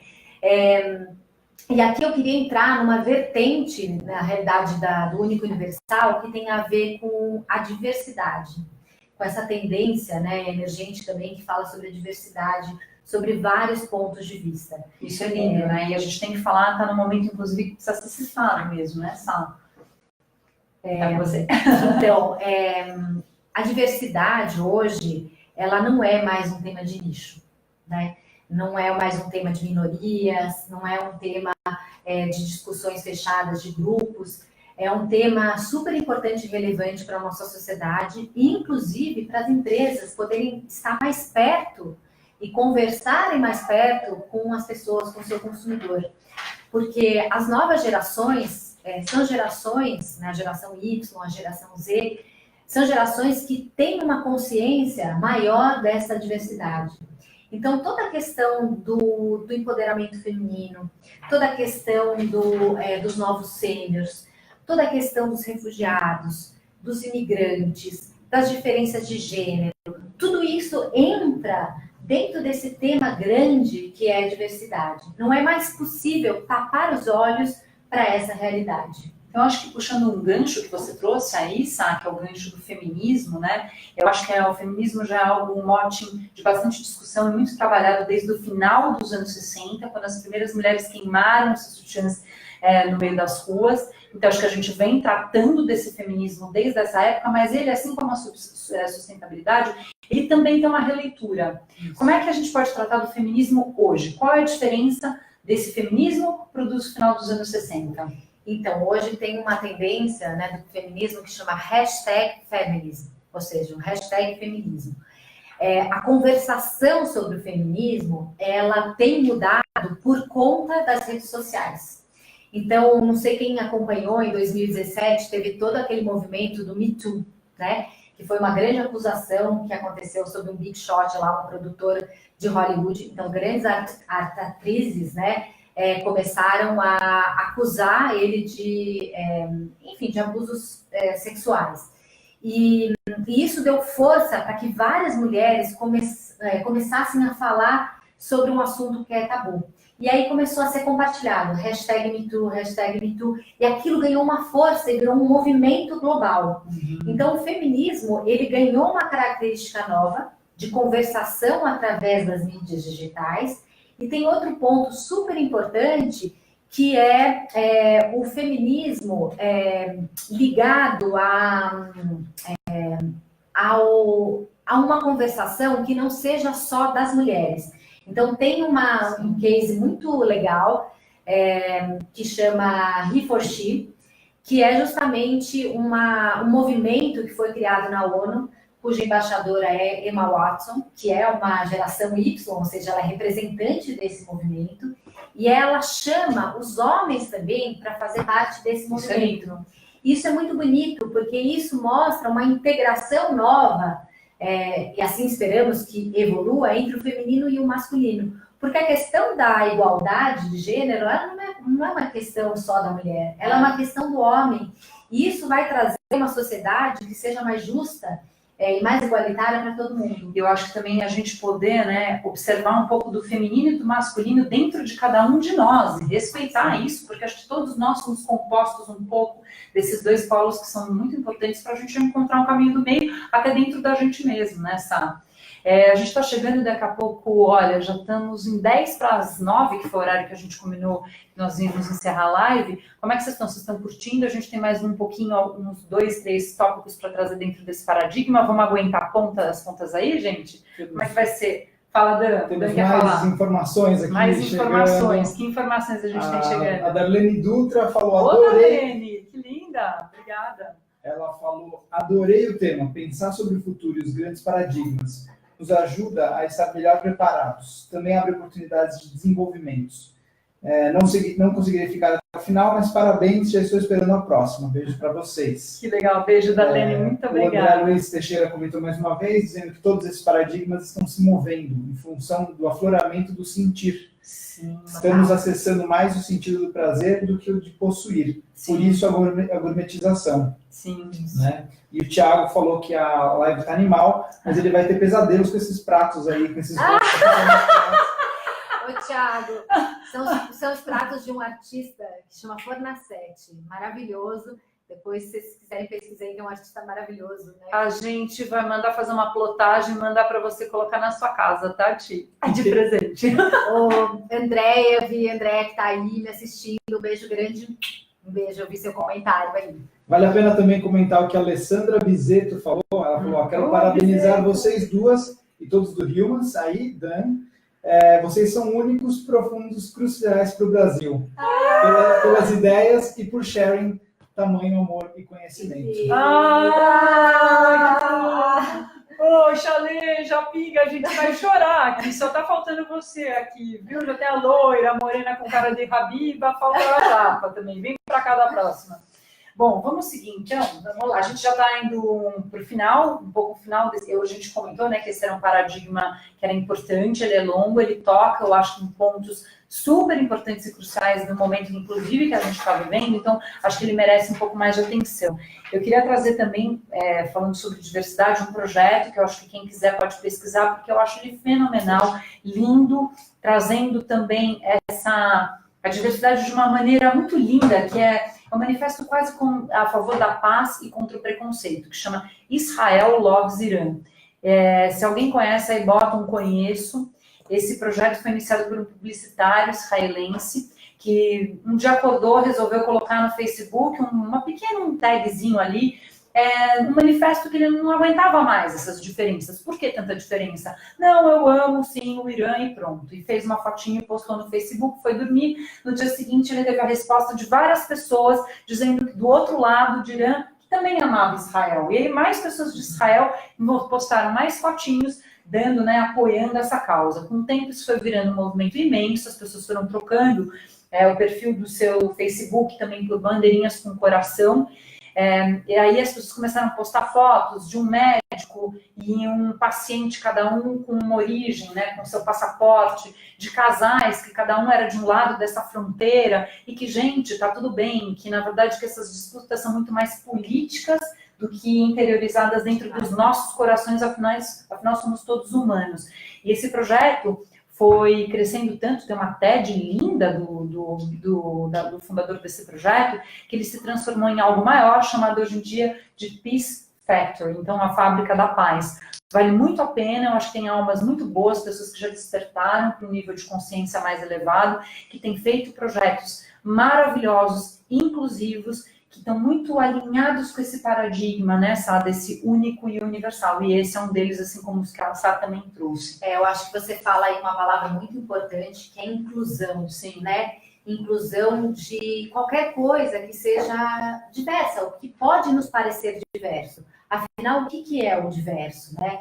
E aí entra também a questão do paradigma, né, da questão da língua, que é a credibilidade, a transparência. Porque a gente vê na comunicação, há um tempo atrás, a gente via muito a comunicação baseada, e inclusive com testemunhos que eram normalmente supermodels, ubermodels, que era aquele modelo aspiracional. Sim. Era um modelo de muita frustração, porque ninguém vai chegar, né, àquele modelo. De 0 em 20 a gente te ama, mas a gente ama, mas chegar. é difícil, né? Não dá, né? E a gente vê agora alguns modelos de comunicação que estão humanizando, estão trazendo para perto pessoas que são comuns, né? Então, a gente vê, por exemplo, modelos que têm vitiligo, ou a gente vê É uma alguém... famosíssima na Espanha. Tem uma famosíssima, Que né? faz as propagandas da Desigual, que é uma marca incrível, inclusive. Exatamente, uma modelo famosa. A gente vê também, entrando num outro tema que é o ageless, a gente vê muitas campanhas com as novas seniors, né? Então, tem, por exemplo, um blog que chama Advanced Style, que é um blog onde você vê que a idade não tem estilo, né? O estilo ele independe da idade. Sim. Então, você vê mulheres sêniores de 60 a mais, 70, maravilhosas, super estilosas, e que não é porque envelheceram que perderam o seu estilo. Muito pelo contrário, tem uma liberdade de expressão maior por conta da sua experiência. Então, esse tema do ageless também é um tema que toca o único universal, a questão da diversidade. Porque, como a gente falou no começo, né, no contexto de mundo, o mundo está envelhecendo. Sim. E a gente vê já um novo comportamento dos 60 a mais, sim, que não são mais os velhinhos de antigamente, mas são pessoas que estão se permitindo experimentar coisas novas. Sim, né? A gente acho que abordou isso no início, né? A gente está tendo, hoje os 40 são os antigos 30, é isso? Ou os 50 são os antigos 40. A gente tem não só os 60 mais como um dos maiores mercados consumidores. Esses dias eu estava num evento e eu ouvi um pesquisador também de consumo dizendo que os 50 mais hoje é o grande bloco consumidor que a gente tem aqui no Brasil, foco na maior parte das empresas e marcas, porque eles têm um grande poder aquisitivo, já caminharam bastante, sabem o que querem, não querem parar. 50 mais, então, pessoal, né, de 50 anos para mais. E eles são muito fortes no consumo, e antigamente as marcas pouco se importavam com esse grupo, né, com essa geração. E hoje é uma geração fortíssima, então tem uma grande orientação do mercado para atender, então, essa população dos 50 a mais, gente. Eles estão com força total. Eu acho muito importante a gente ver todas essas mudanças, porque aí quem está aí do outro lado, vocês que estão participando, ou que trabalham dentro de empresas, ou têm os seus negócios, estão montando um negócio novo, têm seus empreendimentos, realmente vocês poderem orientar os seus negócios para esses grandes paradigmas, né? Daqui a pouco a gente relembra os 4, antes de fechar, que eu acho super importante, mas acho que esse tema aí das gerações é muito importante, da longevidade humana, que vai mudar mesmo todo o nosso mercado de consumo. O que mais, Sá? Aí dentro do... Bom, esse tema da diversidade é muito amplo, né? Mas tem todo o tema, que eu acho que é uma questão nova, dos no gender. Sim. Do tema do agender, né? Isso não existia antes, né? Você era ou homem, ou mulher, ou homoafetivo. A gente tem até, por exemplo, no Facebook, não sei quantas... Aqui, ó, posso ajudar? Pode. Olha, tem o Facebook aqui, né, eles apontam 50 gêneros diferentes que podem ser escolhidos. E entre eles estão, para quem não sabe, que existem 50 gêneros, mas já existe. Olha só, andrógeno, por exemplo, trans, todo mundo já sabe. Cisgênero, tá? Bigênero, agênero, são só alguns dessa busca de uma identidade que ainda não foi muito bem definida, e não, né, pelas gerações anteriores. É mais um tema, está aí, querendo ou não, gente, ele está acontecendo, e a gente tem que ter muito respeito por todas essas mudanças, né, sabe, que estão acontecendo no momento. E eu vejo já, inclusive no mercado de consumo, muitas marcas já identificando essa tendência. Marcas, por exemplo, de cosméticos, né? Se você imaginar que há um tempo atrás a gente não tinha produtos, por exemplo, para cabelo afro. Sofri pra burro. Ela não é afro, tem cabelo crespo. Quase. Mas se você imaginar que muito mais de 50% da população brasileira é mestiça, né? E tem o cabelo crespo, mas ainda tinha um aspiracional de cabelo liso. Então, todos os produtos, eles, na verdade, eram feitos não para o consumidor, né? Era um consumo aspiracional. E tudo isso vem mudando com a questão da diversidade, né? Porque parece que isso abre um campo empático para perceber mesmo a diversidade. Quem é o outro que está na minha frente, né? Mas olha, eu acho que eu sofri bastante na infância com isso. Demorou muito tempo para encontrar produtos para o meu cabelo. Eu tenho um pé enorme, entre 39 e 40, e também as pessoas falam, não tem sapato de mulher para um número grande. Por que não? Então, existem vários nichos hoje, se a gente perceber esses novos gêneros, toda essa diversidade que está por aí, existem muitos nichos de negócios para atender esse público que está à espera de que algo aconteça, como eu fiquei esperando anos da minha vida por um shampoo para cabelo crespo. Então é bem isso mesmo, sabe? A gente já está com o tempo quase esgotado, quero ir rumando aqui para o último dos tópicos que a gente escolheu para falar dentro do Único e Universal, que é a questão dos refugiados, que também cabe aqui, quero trazer um dado, tá? Então, olha só, gente, em 2017, o número de pessoas deslocadas por guerras, violência e perseguição bateu um novo recorde pelo 5º ano consecutivo. Do total de indivíduos forçados a se deslocar, então, de suas regiões de origem, 25,4 milhões haviam cruzado fronteiras, tornando-se, portanto, refugiados. Os números são do relatório anual de tendências globais, divulgado pela Agência da ONU para Refugiados, tá? Queria te passar, então, esse link para a gente ir daqui a pouco encerrando. Como é que os refugiados entram nesse tema do Único e Universal? Então, quando a gente pensa nos refugiados, muitas vezes a gente pensa que não é um tema que nos toca. Mas nunca a gente viu como antes uma imigração, né? Fluxos migratórios no mundo.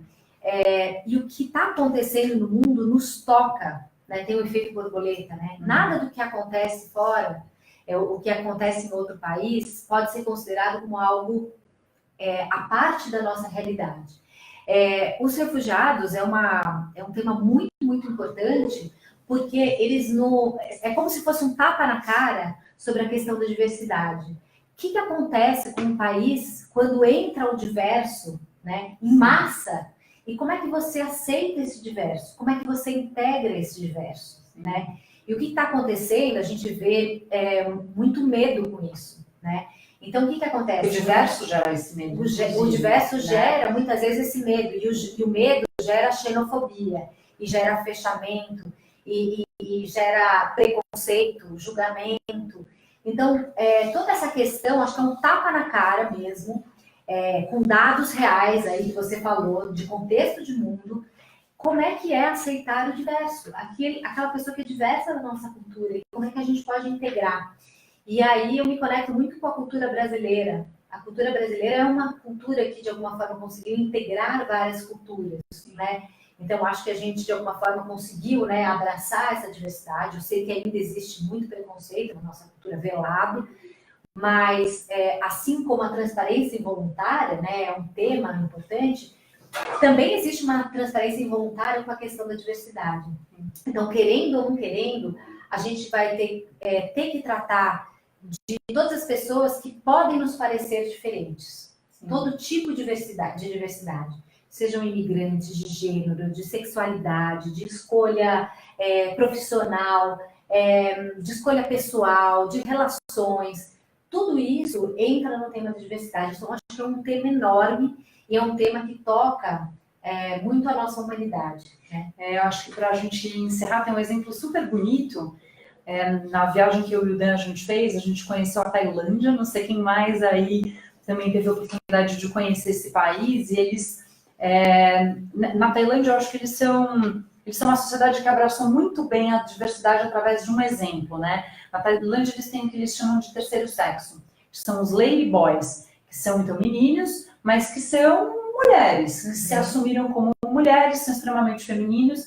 E os lady boys, eles trabalham em todos os lugares da sociedade, estão em todos os postos de serviço e hierarquia, e são tratados igualmente, com igualdade mesmo, né, a todos os outros, ao masculino e ao feminino. E lá eles abraçaram muito bem, os lady boys são respeitados. Então a gente tem uma lição que vem da Tailândia, né, de como a gente consegue abraçar um pouco dessa diversidade. Lá é extremamente visível, é totalmente assumido, eles estão em todos os lugares, inclusive fazendo um excelente serviço, porque imagina que eles têm a energia do masculino, mas eles têm, né, toda uma habilidade dessa alma feminina manifesta nesse corpo masculino. Então, em geral, eles são ótimos em prestação de serviços, em geral, né? Fala, Sá. Não, e aí eu me conectei a algo que eu acho que está ligado à inovação. A inovação, como tema, está ligado à diversidade. Para resolver problemas complexos da humanidade, né, é preciso que a gente tenha diferentes olhares, diferentes disciplinas, disciplinas que sejam complementares, mas não iguais. Então, o diverso, ele nos permite lidar com problemas complexos. Que bom, né? Então, a gente só consegue passar para o próximo passo, ou seja, realmente inovar, quando essa diversidade realmente acontece. Tanto é que acho que a gente experimenta muito isso no Humans, né? No nosso grupo, somos pessoas muito diversas, com personalidades muito diversas, talentos e profissões muito diversas, mas que através da nossa junção, da nossa complementaridade, a gente resolve e cria coisas incríveis, né? Então, eu acho que a solução, aí dos ganchos da solução da inovação está na diversidade, está nesse último paradigma. Acho que agora está no momento a gente já estourou um pouquinho o nosso tempo, estamos terminando quase pontualmente, mas eu queria recapitular um pouquinho o que a gente falou para quem entrou depois. Quais são os 4 paradigmas que a gente tocou hoje, né? Que são essas 4 grandes forças que foram determinadas pelo Future Concept Lab, que é um laboratório de pesquisa de tendências do mercado que a Sá já foi sócia aqui no Brasil, o Instituto de Milão, tá? Que tem 29 anos já de mercado, um dos precursores. Então, eles são, vamos repetir, Crucial and Sustainable, ou Crucial e Sustentável. A gente falou também do Trust and Sharing, ou Confiança e Compartilhamento, uma segunda força. O nosso terceiro paradigma é o Rápido e Profundo, ou Quick and Deep. E o último que a gente estava falando, a gente teve um tempo maior, porque ele trata diretamente das questões humanas e de um grande impacto social no momento, que é o Unique e Universal, ou Único e Universal. Então, esses são 4 grandes forças que, quando a gente olha para esse mundo que a gente define no Humans Can Fly como esse novo mundo que está emergindo, que está vindo, raiando aí no horizonte, a gente tem que se nortear por elas, porque são forças que vão puxar desse drive para a gente daqui para frente. E quem não tiver, assim, dentro desses contextos, não compreender, não trouxer para a sua vida profissional, para suas vidas profissional e pessoal, talvez fiquem a muitos passos atrás do resto dos outros grupos. Isso enquanto ser, enquanto marca, enquanto grupo, enquanto empresa. E acho que para a gente finalizar... É importante lembrar que esses paradigmas têm 20 anos, né, de durabilidade, ou seja, são macro-forças, né? Sim. Então, obviamente, a forma deles evoluírem e de serem manifestos no mundo é que vai mudar. Sim. Mas essa força, ela permanece. E através desse frame, eu gosto de chamar de frame, através dessa moldura, fica muito mais fácil também detectar esse excesso de informação que a gente tem. Obviamente, não existem 30 mil tendências que surgem a cada mês. O que existe é uma evolução dos comportamentos das tendências. Então, quando a gente tem esse frame, é muito mais fácil a gente detectar o que está acontecendo no mundo. Serve para ficar mais calmo, inclusive. É interessante porque a gente pega uma tendência que a gente escuta e a gente consegue colocar dentro deles, né? Em qual deles que ela está, que ela se situa, porque as tendências, como a Sá falou desde o começo, são forças que elas modificam mais rápido, né? É isso. E os paradigmas, eles duram por muito mais tempo, eles são muito mais perenes. Eu acho que a gente, desde o começo, também falou muito em tecnologia, não tem como a gente desassociar o mundo do futuro do mundo tecnológico, desse avanço exponencial das tecnologias, mas, de novo, lembrando que o nosso olhar para a gente, para o Humans Can Fly, é o olhar que traz a humanidade dentro de toda essa mudança, dessa contemporaneidade. Então, qual é o papel humano, o nosso papel, dentro de todas essas transformações? Então, qual é o seu papel que está aí? Como fica a sua relação com o seu self, com sua unidade, com sua essência, com a sua sustentabilidade interna?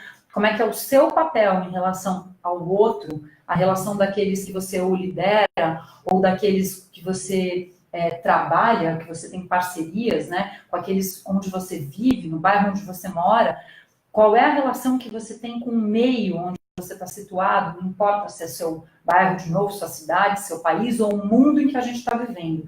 Todas essas relações, elas vão passar por mudanças muito grandes, e se a gente olhar para os 4 paradigmas, a gente vai começar a olhar para onde a gente tem que caminhar, para onde a gente tem que abrir nossa cabeça, abrir nossa percepção, como nós temos que evoluir nosso nível de consciência para a gente conseguir acompanhar todas essas macro tendências e essa evolução de mundo. E que, como a gente falou desde o começo, tanto eu como a Sá somos muito esperançosas nisso.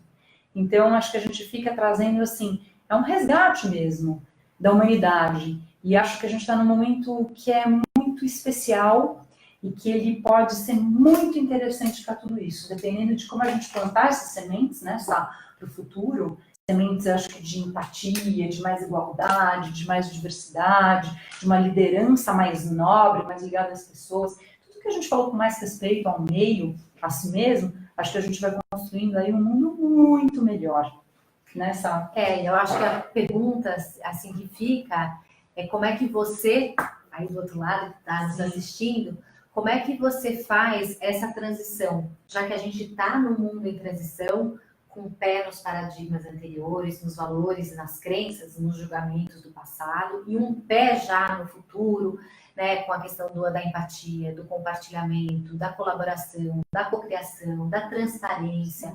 Como é que você está fazendo esse salto? Sim. Como é que você está transitando para o futuro? Aí fica a reflexão para a sua vida pessoal, profissional e de relações.